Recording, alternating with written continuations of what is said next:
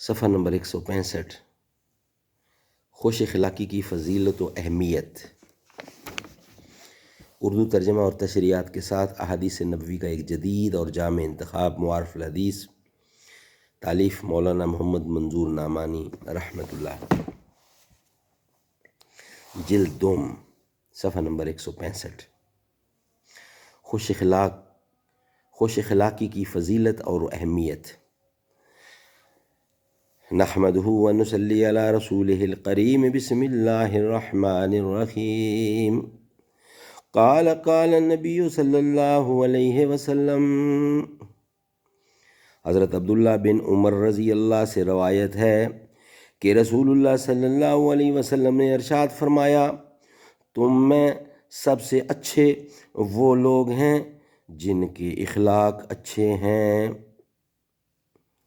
حضرت ابو ہریرہ رضی اللہ سے روایت ہے کہ رسول اللہ صلی اللہ علیہ وسلم نے ارشاد فرمایا، ایمان والوں میں زیادہ کامل ایمان والے وہ لوگ ہیں جو اخلاق میں زیادہ اچھے ہیں۔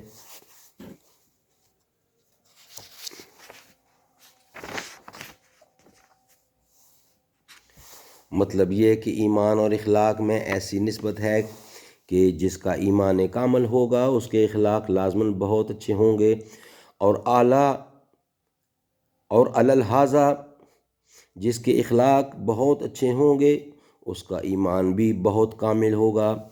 واضح رہے کہ ایمان کے بغیر اخلاق بلکہ کسی عمل کا، حتیٰ کہ عبادات کا بھی کوئی اعتبار نہیں ہے۔ ہر عمل اور ہر نیکی کے لیے ایمان بمنزلہ روح اور جان کے ہے۔